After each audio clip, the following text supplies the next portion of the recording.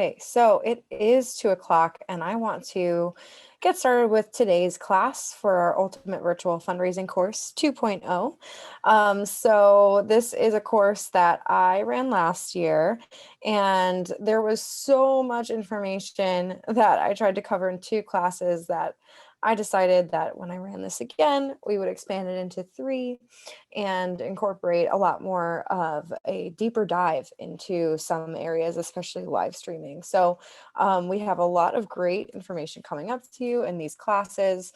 And just so you know, everything is going to be recorded. So if you miss anything, don't worry, you're going to get this in your inbox tomorrow, as well as I'm going to send all of the slides so you won't miss anything.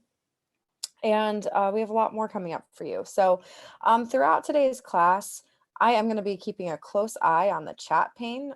So feel free to send in all of your questions via the chat or the Q&A pane, either way. And I would love to just open it up and just hear a little bit more from all of you about what you're hoping to learn from today's class.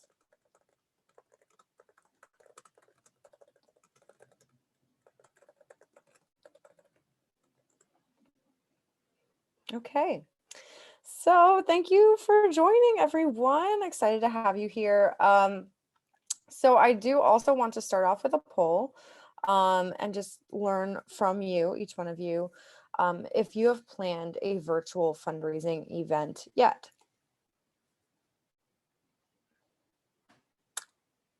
Okay.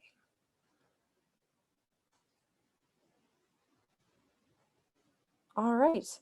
So it looks like the majority of you who have answered so far haven't. So I'll just keep that in mind as we go through today's class, and that's great to know and have that background. All right, so I'm going to close out the poll. Okay, so welcome everyone to the class 1 of the Ultimate Virtual Fundraising course 2.0. Today's class is going to be a basic intro to virtual fundraising event planning. We're going to really just take a step back, take a deep look at virtual fundraising events as a whole, how they can fit into your fundraising plan, and go into a lot more details of how you can start planning that for your organization. For those of you who aren't familiar with me, my name is Candace. I'm the manager of content and education here at CauseVox. I've been at CauseVox for almost 6 years now, helping organizations get set up online to run their digital fundraising, and also, really trying to create a lot of great content that helps nonprofits plan their fundraising throughout the year and raise more online. So a little bit about CauseVox, if you haven't heard, you can use CauseVox to power up your virtual fundraising. So our digital fundraising platform makes it really easy for you to set up and run all types of different fundraising events, including a lot of these virtual fundraising events. We just launched ticketing, so that is exciting, and that also helps streamline virtual fundraising. You can also use us for crowdfunding, peer-to-peer, or just simply your donation page on your website. So if you're interested in learning more, feel free to reach out. I want to dive right into an overview of what you're going to learn through this virtual fundraising course. So today's class, again, is more about just a basic intro to virtual fundraising. If you attended the webinar last week on the virtual gala plan, there's going to be some overlap, so just a heads up. And then class 2, we're going to be doing a deep dive into virtual event logistics and like actually running that fundraising event. So really incorporating all of those insights into live streaming and how that can work, and how to really plan an interactive live stream experience, but also going beyond that and talking through more event logistics to really help you take your event to the next level and get higher engagement from your community. And then we're going to talk a little bit about marketing your virtual events so that you can get more people attending and engaging, as well as just going over just finalizing all those event plans and taking a look at all of your event plans as a whole, making sure that everything looks good. And then once your event plans are completed, I will be sitting down with each and every one of you to take a look at your event plans that you've mapped out so far, hear more about what your idea is for your event, and chat through about ways you can optimize your plans. So you'll get me one-on-one to really help you through all of it. So, really excited to dive into today. So, um, with this course as a whole, just so you know, you are again getting all of the slides and the recordings of all of the classes. You'll get them in your inbox the next day after each class. And then I'm also going to send a summary email at the end as well. You do get that one-on-one consultation. We're going to be talking a lot about the virtual event planning guide and calendar template. That's going to be really integral into actually creating your virtual event plan. So that is included in the course as well. I will be putting together a materials package full of examples for you to refer back to. And that will be kind of evolving as the course goes on. I have a few things for you today, but we'll be adding more to that events package during each class. For each class. And then you do also get access to the CosVox basic plan if you're interested in running your virtual fundraising for free. All right, so let's get into our class today. So excited. So let's talk about our intro to virtual fundraising planning. So we're going to just really do a very basic intro into virtual fundraising events as a whole. Then we're going to talk about choosing your event type and finding an event that works well for your nonprofit. And then we're going to really spend a lot of time talking about setting your event goals and creating that an overall event structure and really mapping out all of those revenue streams and incorporating that into your budget and estimated revenue. And then we're going to talk a little bit about choosing the right technology for your fundraising portion of your virtual event. So at the end of this course, you're going to get a series of things completed, ideally, to help you really complete your virtual event planning. So you're going to get the completed event overview. So all of these are part of the templates that we're going to be giving you. So you're going to get so many things completed. It's going to be great, very organized to help you really implement your virtual event. So we have this budget worksheet for you to really map out all of your expenses and projected revenue and goals as well. We have the toolkits checklist basically. So when you do try to engage your individuals in peer-to-peer fundraising, this will give you a nice checklist to work off of. Your overall event plan, your event plan and calendar. So really going through a checklist of all of the different items that you need for your virtual event and assigning dates to them to keep you on track. Your agenda for a day of the event. And so all of this is going to be included in this virtual fundraising event planning guide. I'm going to paste a link in the chat now so that you can actually download this. So I do recommend that you download this today. I will also be including this in the follow-up email tomorrow. So if you don't get it today, you'll get it tomorrow. Oops, I realized that I need to send this to attendees. Okay. So go ahead and access that. You'll want to just download it from the Google Sheet. So let's talk a little bit about the introduction to virtual fundraising events. So what is virtual fundraising? So as a whole, a virtual fundraiser is an online fundraising event. Instead of gathering together physically, your supporters gather online through technology like live streaming video on social media, and also incorporating digital fundraising software so that you can raise funds online.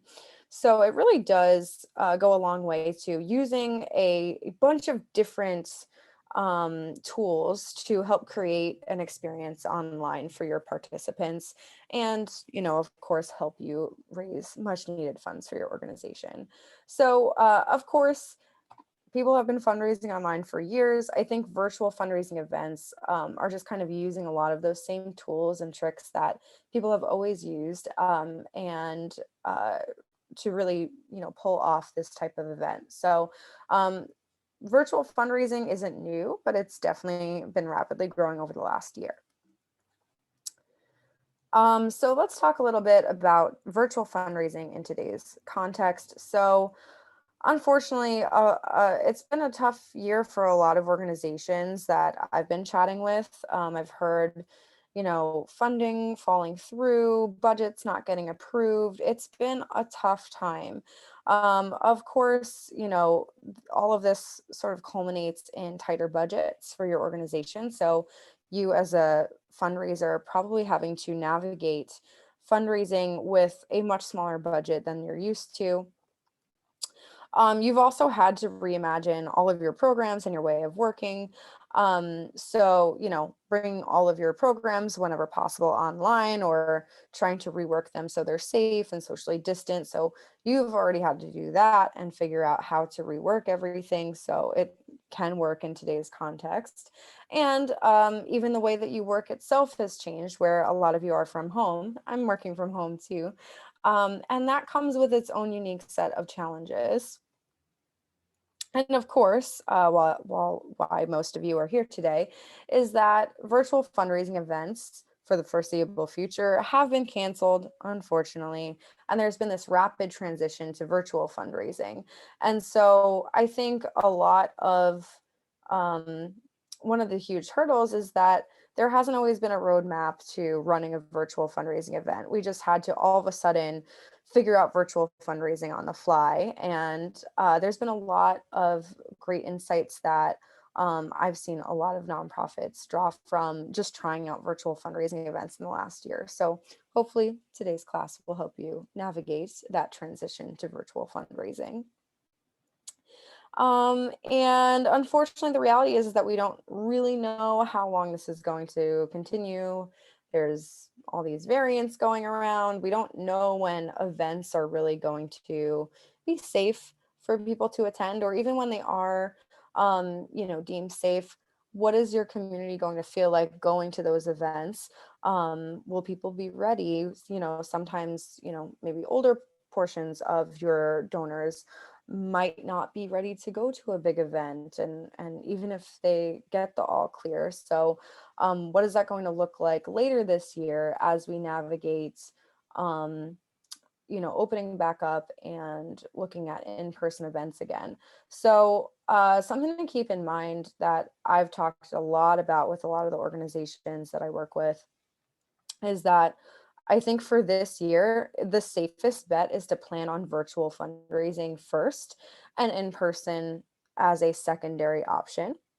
Um, and I think it's, of course, maybe later in the year, it might be possible to have at least a portion of your event in person. But like I said, we don't know how many people are going to really feel comfortable going to events too. So you might be looking at more of a hybrid approach even later on in this year or into early next year. So, having part of your event virtual and then part of your event in person. So we're going to talk a little bit about best practices of during our third class on that. So with the state of fundraising today, we've seen this overall huge shift that we're calling the Great Convergence. Basically, it just means that before COVID, marketing and fundraising at nonprofits was already starting to overlap. But with the huge shift to virtual, marketing and digital fundraising is becoming one and the same, because basically you're trying to get as much attention and attract as many donors as possible to your virtual fundraising events. So we're going to be also talking a lot about digital marketing best practices in class number 3 as well. Just a look at fundraising from last year. So total online revenue grew by 10% in 2020. This is from the M&R Benchmarks report. And so this does show that there's an overall willingness to move to digital from donors as well. A 10% increase is is huge, really, especially after a 23% increase in the 2 years prior. So really, online fundraising is growing exponentially. And of course, this is moved along by, the state of fundraising today during COVID. And then I don't have the new stats. I don't think they've come out yet for 2020, but in 2019, mobile giving grew by 21%. So that also shows a huge shift to not just online giving, but also mobile giving. And I think that's something to keep in mind, is that a lot of people who are even engaging with or attending your virtual events are probably going to be on mobile. So just keep that in mind. And so all of this does tie back, the great conversions, everything that we're talking about, ties back to what we call the digital fundraising cycle. So what we noticed is that, especially when it comes to virtual fundraising events, in general, this applies, but really as an overall strategy for your organization, you're going to want to look increasingly at driving more donations online. And so that comes from a series of three, really four steps of attracting more people to your nonprofit, whether it be doing a bit of search engine optimization to drive more traffic to your website. So when people Google your cause, your organization comes up first, basically. Or doing marketing on social media and using digital advertising to basically drive a wider audience to your organization. And then hopefully you can get them to convert and take an action. So whether it's giving you their email address, or following you on social media, or having some basic way to keep in touch with them, because then you can nurture those contacts and enroll them in email nurturing, email campaigns, and also, really engaging with them on social media to educate those people about your organization, and of course, hopefully convert them into donors by basically driving them to donate on your website, participate in your virtual event, or even hopefully get some of those people to actually fundraise on your behalf with peer-to-peer fundraising. And then once you do get someone to convert, of course, the idea is to continue to nurture those donors so that you can keep them for the long run and continue to convert them for many years to come so that you can retain those donors. So really what we've seen here at CauseVox is that the nonprofits that will withstand the pandemic the best are the ones that are the quickest to adopt a comprehensive digital fundraising strategy. And I think having virtual fundraising virtual fundraising events are a huge part of having that comprehensive digital fundraising strategy in place. This is shown by this report from Wild Apricot. 84% of survey respondents said that they had already run a virtual event or were planning on running one in 2020. So huge part of digital fundraising is now these virtual fundraising events. And of course, we're all missing some aspects of in-person events, but there's actually a lot of advantages to virtual fundraising events. One of them being lower event costs. You're cutting out a lot of costs when it comes to booking a venue, ordering food, dealing with, all of those typical in-person event costs. And so because you're cutting out a lot and the vast majority of those event costs, you actually get a higher return on investment. And another thing to keep in mind is that you also get a higher return on effort from your admin team. So instead of having your admin team spending so much time dealing with venues and arranging food and all of the other things that they need to do to plan those events, they're actually able to put more time and effort into optimizing fundraising strategy. One of the great upsides of virtual fundraising as well is that you actually get a wider range of participants and supporters. Of course, at an in-person event, people are only going to come from so far to participate and attend live. But with virtual, people can attend and participate from anywhere. And end of the day, you really end up with less administrative tasks so that altogether you end up taking home more funds with less effort. We've seen this here at Cosvox where typically in-person events cost usually anywhere between $30 and $50 to raise $100. And here on Cosvox, we see that it takes about $3 to raise $100. I have this study from the Summit Assistance Dogs Unleash Your Love campaign. They had this virtual luncheon. So they do this luncheon every year, of course, in person. They had to really quickly shift to virtual back in May. And when we asked them how their event went, they said that they were actually able to engage more people than ever to watch live, and also engage more people to fundraise for them. They ended up spending $50,000 less in event costs, which resulted in them taking home over $35,000 more than their in-person event. As a result, their return on investment increased from 212% to over 1,600%. So basically, they had an 8 times increase in return on investment for their fundraiser. So I think that you can really duplicate these results for your organization. We see that, I mean, I've worked with so many of these different virtual fundraising events, and almost all of them either raise about the same as their in-person events, but end up taking home a lot more because they're spending so much less in event costs. So how do you really get started with planning this? So we're going to talk a little bit about reviewing your event types, and then choosing a format for your fundraiser, as well as, assigning goals and reviewing your budget for that.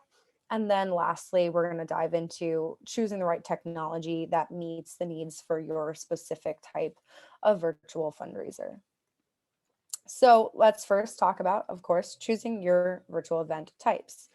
Um, I do see that the most common ones are virtual walkathons or something similar, virtual walkathons, hikes, other types of like activity-based challenges, and gala type events. So something with a live stream integrated into it. And usually, transition from something like a big breakfast, luncheon, or of course, dinner. So, virtual galas and walkathons are the most popular types of virtual events that I see.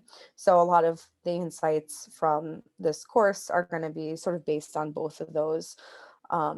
But that's not to say that there's tons of other types of virtual fundraising events that you can do. Virtual bikeathons, virtual hikes, like I mentioned. You can do virtual movie nights. One of my favorites that I've seen that I hope more people integrate into their plans is actually just fundraising through webinars for your organization. And I think that's a huge opportunity because it doesn't have to be, it can be pretty easy to plan and implement and pretty high on the return on investment. We've seen a lot of virtual cooking classes actually, and some of my favorites are the virtual toy and food drives. So I'm going to paste in the link to our 23 top virtual fundraising ideas so that you can take a look. And of course, I'll include this in the follow-up as well, and just really sift through. Um, so and see which ones you have in mind. So in the chat now, I'd love to just hear from you about what virtual fundraising events you are planning on. So do you have a type of virtual fundraising event in mind?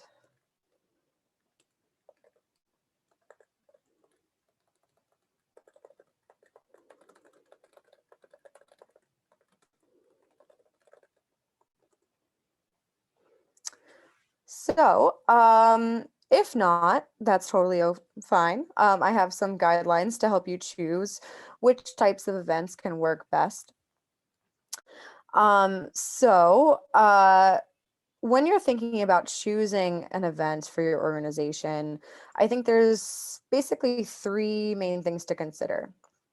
So, if you're looking at that list or just considering different options in front of you, um, one of the first things that I do see works really well is transitioning an in-person event that you have annually to a virtual event.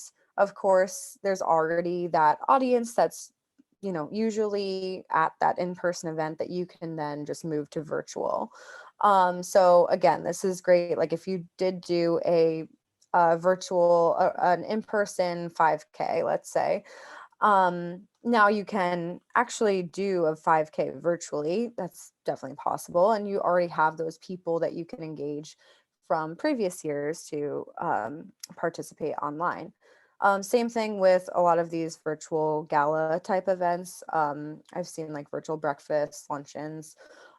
So if you are able to move an in-person event online, I think that's a great way to do it.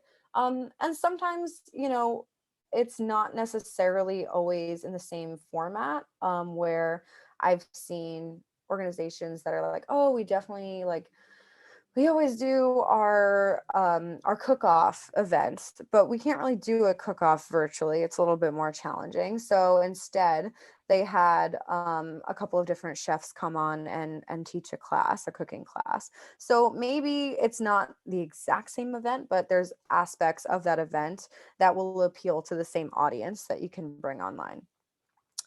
I guess similarly, how does this event align with your existing audience, and their interests and demographics? So, you might want to consider a virtual walkathon if, you generally have a younger audience, a more active audience.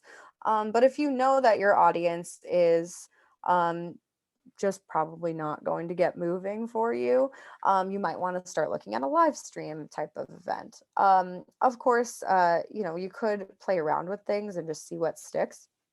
So, if you're not sure if this type of virtual event would appeal to your audience, I actually recommend doing a couple of different tests to see what would work well. So, one thing that you could do is send out a survey to all of your donors from the last 2 years and just see what type of events they would potentially be interested in attending, and then majority wins on that one. Or you could do a pre-registration. So this is something that we've played around with here at CauseVox as well, is doing a pre-registration and just see what the interest is in, basically. So setting up a page and saying, our virtual gala is coming soon. Be the first to know, and see how many people respond um, to that. So I think that's a good way to just kind of test the waters when it comes to planning a virtual event and making sure it's the right fit. And when you're considering your event, there's a lot of things to keep in mind. So, it is a great time to try new things, especially if you haven't tried a walkathon before. Maybe now is a great time because people can, of course, walk on their own from wherever they are in the country, and they can participate on their own. But I think it's a great time to experiment and really see what sticks with your audience. And then, then you have more to work on for years to come and incorporating that into, your long-term fundraising plans. And then also, I would say try to pick events that are going to be easiest for you to implement and manage. Um, Something to keep in mind is that, you're probably not going to end up doing one virtual event this year. It's probably going to look like more, but you might do one big one. So maybe one virtual walkathon, for example. And then maybe you might do a couple of little live streams and webinars to engage your audience and drive some donations. So, pick a few different ones and pick one that, of course, maybe is more engaging, and then that's your big fundraiser. But also keep in mind that there could be, more easy to implement littler virtual fundraising events that you implement throughout the year. So, also something to keep in mind is that I think now that there is virtual fundraising options, we're not going to only go back to in-person events. So, keep in mind that virtual fundraising is here to stay, and this should be incorporated into your long-term fundraising strategy for years to come. So virtual fundraising is not going away anytime soon. So I wanted to show you a couple of different examples since I've been referencing virtual galas and walkathons. So the first one is the Summit Assistance Dogs, as I mentioned earlier. And so this was their 2020 virtual luncheon, and you can see how they set up their page. They have actually their live stream from YouTube embedded on the page itself. They set a fundraising goal of $175,000. You can see they actually raised more than that at 186. And they had easy ways for people to watch right on the page, watch the live stream, and also, of course, donate. They put a lot of content on their page, driving people to participate in their challenge match. They had a matching gift. You can see that they also were really encouraging people to attend live and watch on YouTube. They also had a lot of directions for the people that they wanted to recruit to become virtual table captains. I'll get into that in just a moment. They had sponsors on the page as well. So they recruited event sponsors for their virtual event. And then they had virtual table captains. So typically for their organization, um, people would purchase a table for $10,000 at their in-person event and invite 9 of their friends to sit at the table with them and hear the presentations throughout the evening. And so what they challenged their audience to do instead is to create a virtual table and create their own personal fundraising page, really, and invite their friends to donate and attend the event virtually. So you can see here's Melissa, Joanne, and Grady's virtual table where, they're working towards their virtual their goal, and also driving their friends to um, donate and then, of course, watch the live event. And I wanted to show you a virtual walkathon example. If you attended the virtual walkathon playbook webinar, this should be very familiar to you. We did a deep dive look into this really great example. They set a goal of $15,000. They, of course, raised so much more, as you can see, over 32,000. And so what they did is they challenged people to create teams of 4, and as a team walk 455 miles total over the course of 2 weeks, and also raise $455. So 455 because that is the entire width of Nebraska. So they incorporated an actual virtual event into it as well, where not only people were participating and tracking their activity over the course of that 2-week time frame, but they had a live stream incorporated it into it as well for their virtual event. They sold t-shirts. They also had sponsors. And then they had both individuals and teams participating together to really reach those fundraising goals.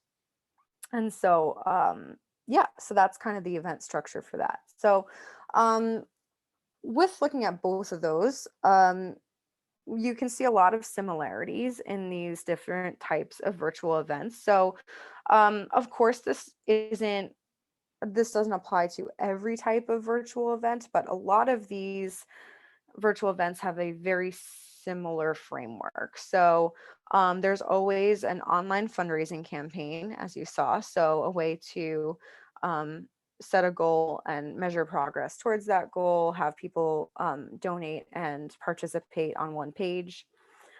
There's typically, of course, an event live stream.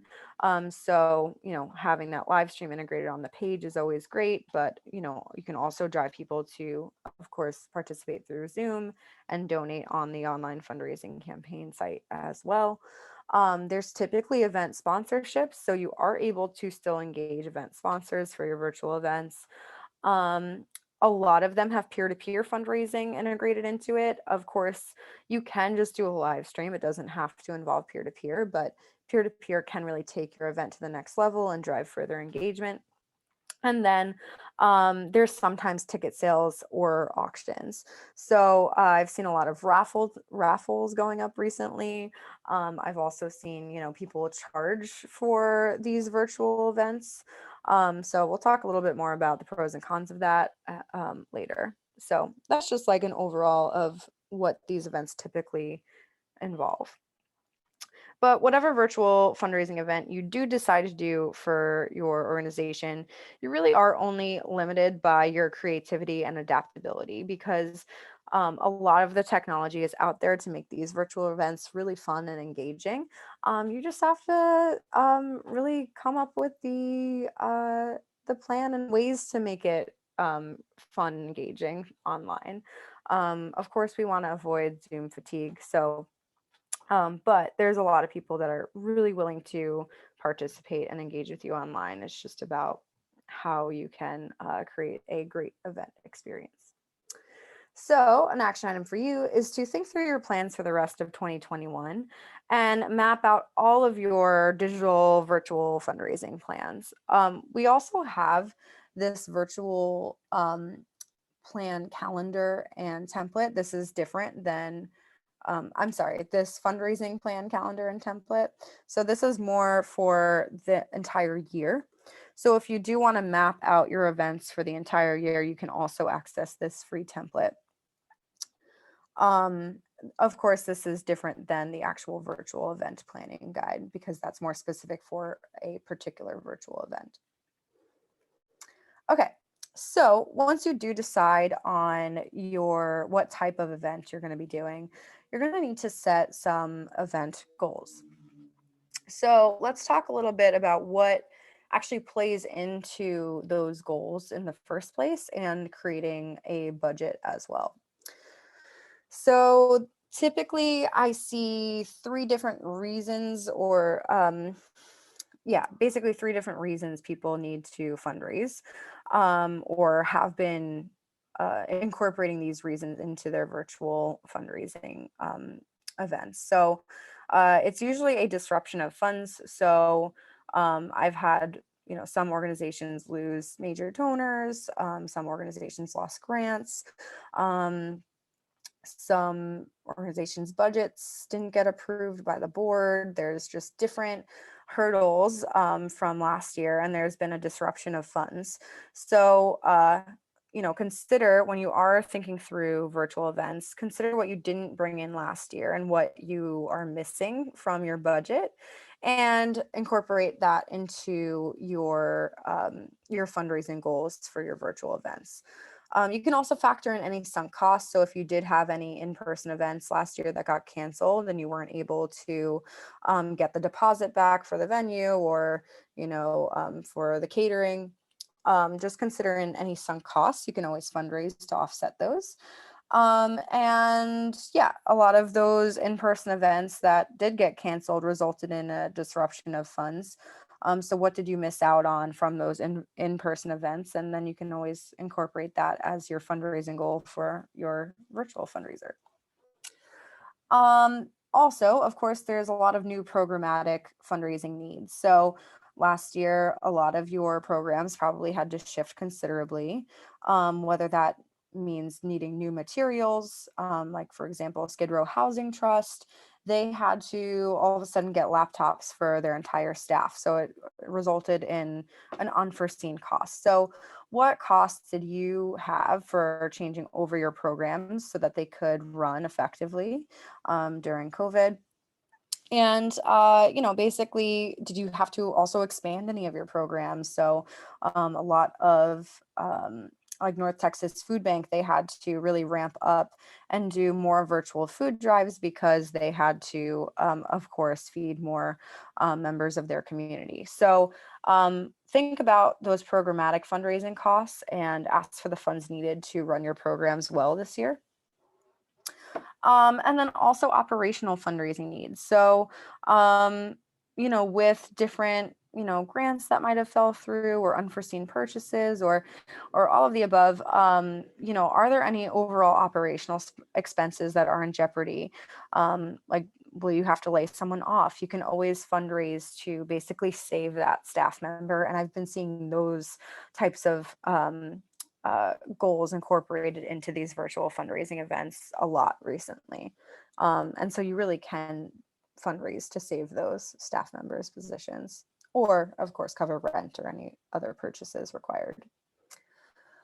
But whatever it is you are fundraising for, you do want to really set goals that will help you accomplish, basically, communicate and reach those goals well. So we always recommend going by the SMART fundraising goal principle of having a goal that is specific in amounts as well as what the impact you want to achieve, is measurable so that you're able to actually see progress and see if you are successful in reaching your goal for your event, is actionable and realistic so that you're not putting, we need $1 million, but you've only ever raised $10,000 online. You want to make sure that it is approachable for your community and also time bound. So, things do have a start and end date, especially with these types of virtual events. So, when you think about your overall goal for your virtual events, um, you are going to want to set a fundraising goal.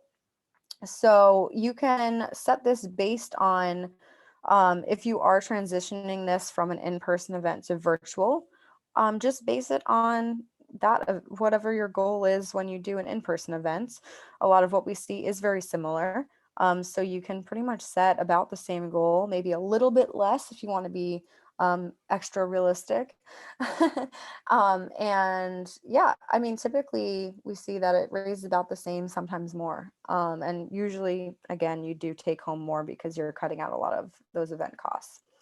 But if you haven't run this type of event in person before, just base it on how much you actually need to raise for like any of those disrupted funds, programmatic needs, or those operational costs.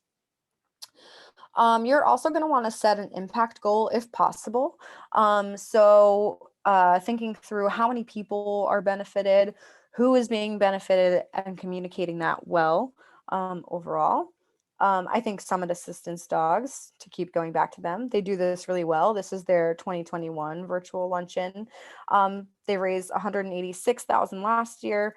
They bumped their fundraising goal up to $200,000 this year. I think that's a very realistic goal for them, and also a great increase. And I think they'll probably reach it or raise even more because they're already well on their way and they only just launched. And one of the things that I love about what they do is that because they have not only that overall fundraising goal, but they are able to really communicate well about how the funds are being used.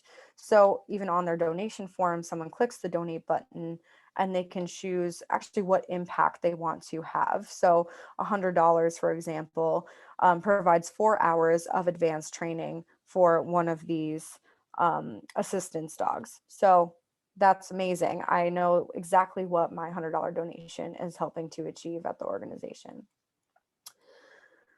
All right. This is kind of segueing a little bit into that structure of peer-to-peer fundraising. So, of course, with your virtual event, you don't have to incorporate peer-to-peer fundraising, but I highly recommend it because organizations that use peer-to-peer fundraising typically raise twice as much as opposed to just doing like a more crowdfunding style virtual event and just inviting people to watch live. When you have peer to peer, you're able to reach a lot more people because, of course, individuals are reaching out to their networks, and people that you never would have reached otherwise.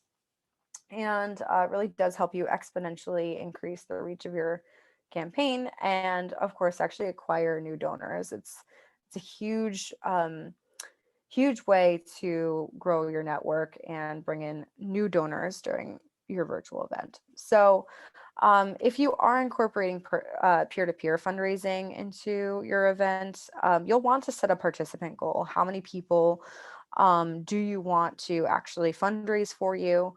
How much do you want each individual to raise? You can base this either on just kind of putting it out there, like, we challenge you to raise $1,000 each, if you want to do that. Some assistance dogs did $10,000 each. Depends on your audience, what's approachable for them. Or if you have that overall event goal, um, and just know how much, if you need, let's say, If you need to raise $10,000 and you want 10 people to participate, then you know how much you want each individual to raise, basically. So you can use that as a framework. Do you want teams? Do you want people to participate together and form teams and fundraise as groups? This is especially great if you're looking at either engaging sponsors to participate in fundraising as well, so they can have their own team with all of their staff members doing peer-to-peer fundraising under it, or just like, any type of group. So I think if you're engaging churches, for example, they can have all the members of the church, under the one team fundraising together. Just an example. And then also, will you be incorporating any awards and prizes into your event? Keep in mind that these can be costly sometimes, but if you're able to get awards and prizes donated, that's always a great way to do it. However, having some awards and prizes does make your participants actually more likely to reach their goals. I see a lot of these in these virtual events. Um, and it does make it really fun and increases the competition. So think about incorporating awards and prizes. For example, I know Parkinson's Nebraska sent every team that raised $455 a t-shirt. So they sent every member of the team a t-shirt to reward them for meeting their goal. So let's talk a little bit about creating a timeline. So one thing that is different than in-person events, that is really different for virtual events, is that by and large, the vast majority of funds raised for your virtual event are raised ahead of time. So whether this is for a virtual gala or a virtual walkathon or any other type of virtual event, usually there is a lead up time where people fundraise online. And by the time your event date actually is, if you're having a live stream or whenever your end date is, the majority of the funds are raised before that day, which is nice because then you can actually see and track progress over time and you're not stressed out the day of. You can kind of use the day of to celebrate your wins too. So when thinking about planning your virtual event, you are going to want to have select start and end dates. When you want to start fundraising, and then of course, when is your end date and when is your live stream? If you are having a live stream. Also consider setup time. So usually I do recommend doing a soft launch for these types of events where you can, of course, set up, all of these assets online ahead of time. And then also, if you are doing peer-to-peer fundraising, give your fundraisers a couple of weeks lead time as well to get themselves situated so that, they can have enough time to promote their pages to their friends and family. So this is not a hard and fast rule. It's just what I see most often. Um, is that I do recommend having your timeline be about 6 weeks out from your end date. So if you are doing peer-to-peer, or even if you're not doing peer-to-peer and just trying to get some donations in ahead of time before you do a bigger promotion, usually have 2 weeks for your soft launch stage. So getting people to either donate ahead of time, so that there's some funds raised before you shoot it out to your larger network and promote that. Or of course, getting people set up with their pages, about 2 weeks ahead of time, and then having 4 weeks of like the major fundraising push. Of course, that timeline can be adjusted depending on your event. Sponsors and partners. So this is a huge way that you can drive revenue for your event as well. A lot of misconceptions early on when we were talking about virtual fundraising is that, what are these sponsorships really going to look like? How will that work for people? Because it's hard to describe value. But I think sponsors are actually more, there's ways in which it's more relevant now than ever, and it's kind of easy to get more sponsors. So how much do you really like? Of course, if you are seeking sponsorships, you are going to want to set some fundraising goals around that. How much do you actually want to bring in from those sponsors? and thinking through what fulfillment will look like for those. And you can also just engage partners in fundraising as well. So maybe someone won't sponsor your event per se, but maybe a local business or even a corporation will come on and as peer-to-peer fundraisers for your virtual event. Maybe they'll commit to a matching gift, which is great. That also helps drive up donations by about 50% when there is a match in place. Will they donate food or drinks? So sometimes a sponsor will ship, meal kits or food or kits, kits to, participants' homes. So if you can get a sponsor or partner to do that, that's great. Or just promote your virtual event through their own channels. So oftentimes with these sponsorships, I do see that there's a few main ways that people fulfill them and offer value to their sponsors. So usually it involves a logo placement on the fundraising site. Sometimes and often includes 30 to 60-second commercial-like spots during a live stream. You can also show a number of shout outs on the live event or in the chat.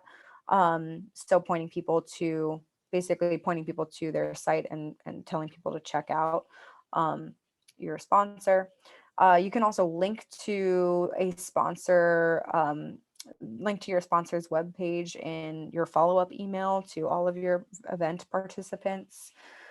You can also give your sponsor access to your event attendee list so that they can do their own follow-up email.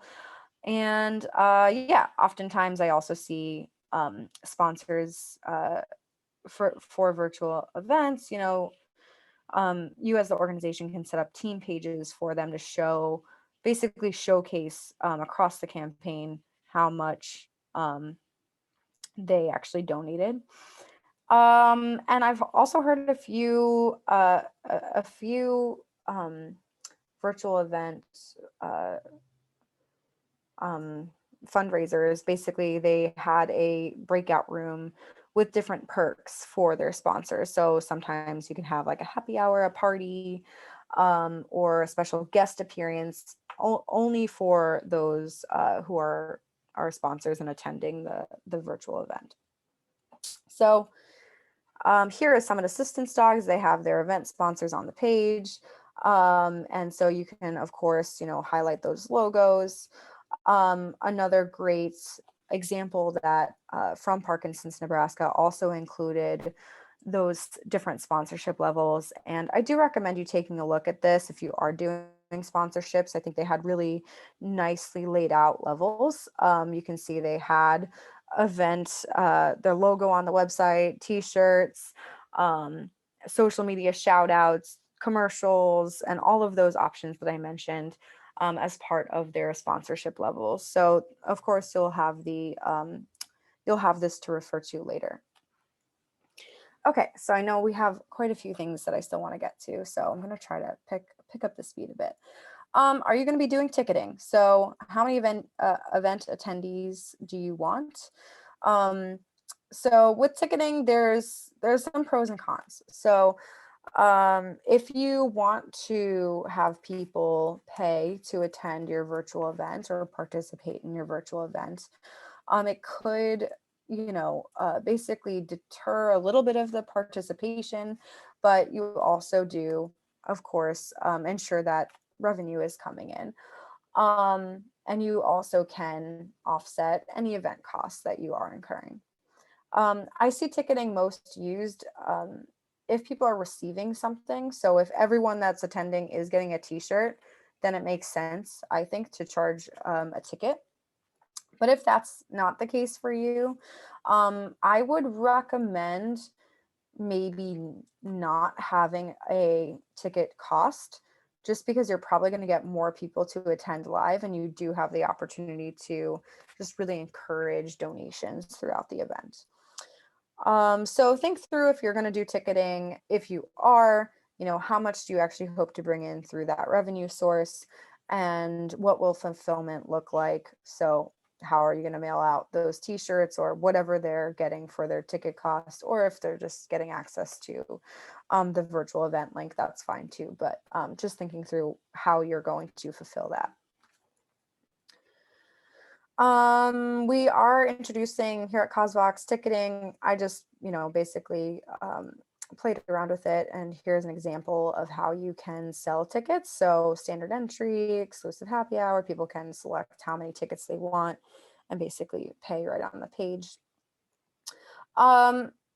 If you're doing a virtual gala, virtual breakfast, virtual luncheon, you are probably considering food or drinks. There's some pros to this. So you can have live engagement. It does have more of an event-like feel day of. The cons to this is that it does increase expenses and typically involves a little more planning and is a little bit more complicated. One of my favorite things to do, or that I've seen organizations do, is actually have at-home recipes, and people um, lead people, basically having like a chef or a mixologist on leading people through creating, whatever their cocktail or dinner is going to be.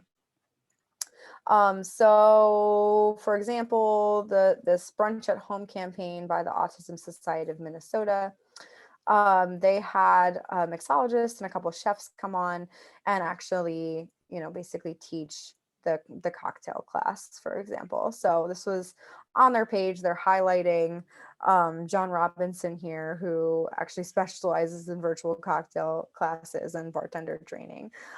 So they featured him on the site. They also, of course, featured him during the virtual event and sent out an ingredient list ahead of time so that everyone was prepared to make their cocktails at home. Okay, let's talk about live streaming. So we're going to be doing a deeper dive into live streaming, but I just want you to keep this in mind, is if you are going to be doing live streaming, if so, is this open to the public? Like, can anyone watch from anywhere, or is this exclusive? Do people have to register? If it is open to the public or exclusive, just think about how many attendees you actually want to watch live. And you can also think about how many replays you're also hoping to get. Thinking about format, and we're going to dive a little bit deeper into this next time, but you could have a mix of pre-recorded and live content. And also thinking through ways to increase engagement during the event. So will you be having a chat, breakout rooms, and lastly, thinking through fundraising during the live stream and how you're going to be driving people to donate while they watch. So yeah, basically, how many attendees do you want for your live stream, and then making some decisions about how that live stream is going to look. And we're going to dive, again, really deep into live streaming next time. So overall, you're going to want to plan your virtual event structure, take a look at what your overall fundraising goals are, your impact goals are, how many participants, if you are doing peer-to-peer fundraising, how many people do you want fundraising for you? If so, how much do you want each person to raise?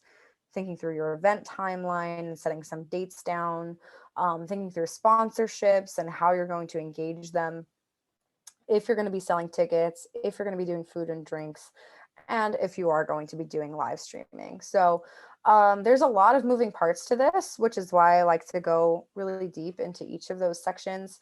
But now that you've hopefully thought through all of those things, you're going to want to map out some goals in that event template that I sent you. So once you are ready to really start planning your virtual event, use the goals sheet to put down all of your goals and really break down what that can look like for your organization, and see if your goals are in fact attainable, and then measure progress towards them throughout your event.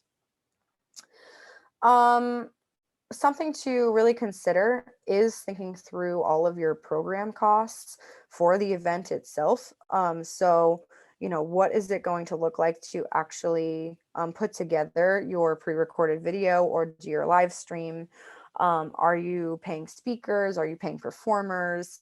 thinking through costs and technology, whether you have to pay for the live stream software, the fundraising software, any transaction fees, if there are any costs to integrate with your donor management software, what costs are the prizes and giveaways, if you're doing any targeted ads or promotion, and basically considering, what the marketing costs will look like, and also thinking through staff time and costs of that as well, because of course the time it takes your staff to plan an event is really important and something to keep an eye on. And so yeah, there's a lot of moving parts to creating the budget as well. We're going to be talking a little bit more about promotion, especially later on, and I can guide you through some of the costs involved in that. But I think the rest you should be able to at least start thinking through and inputting on the fundraising, the virtual event planning guide as well, and thinking through, yeah, what those costs of those speakers are going to be, entertainment, and technology. So start filling this out to the best of your ability. As we work through the course, you're going to be able to fill in more of these details.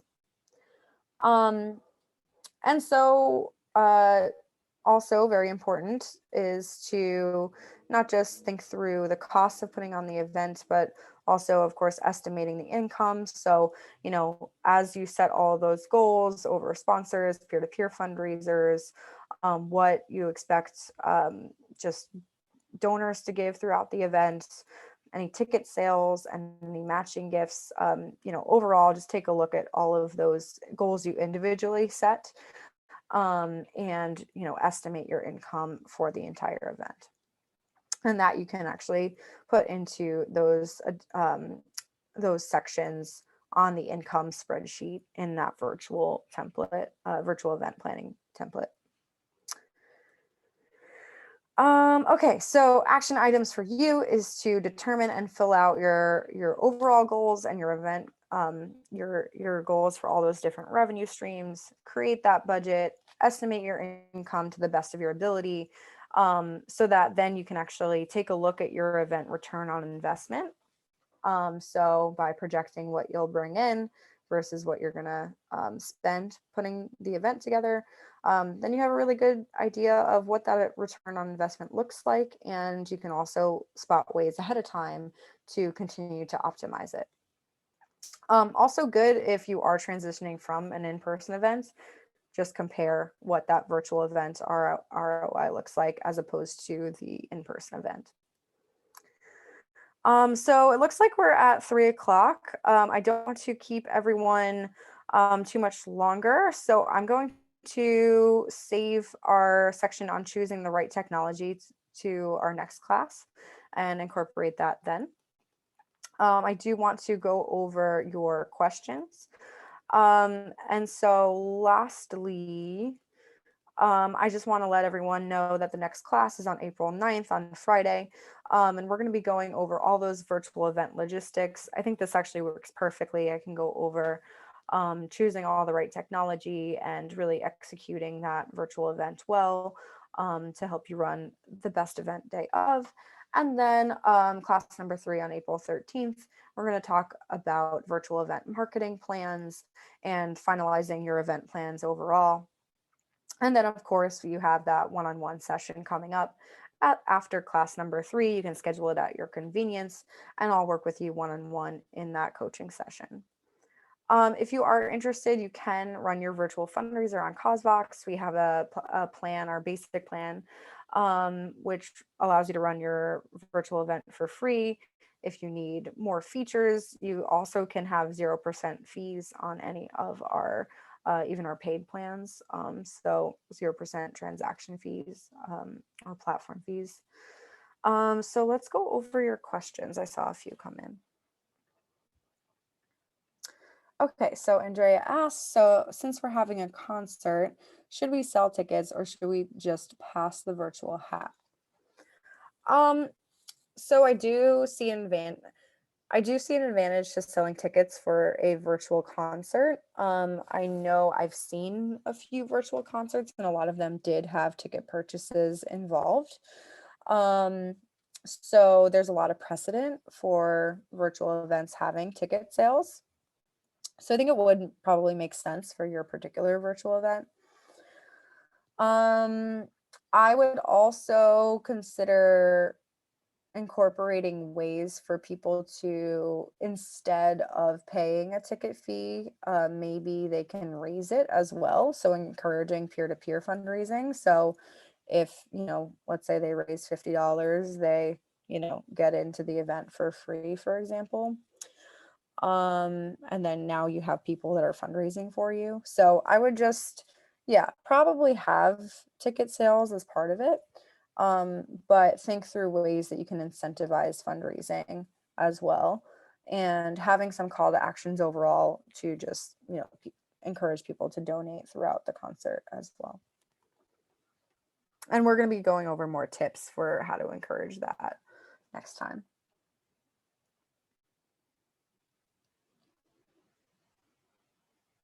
All right. Any other questions for today?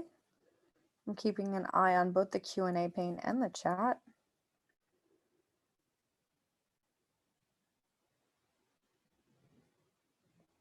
Okay, Heidi says none for me. Was this helpful? Did this make sense? Did you have any suggestions on what you're looking to learn more next time? Okay, great.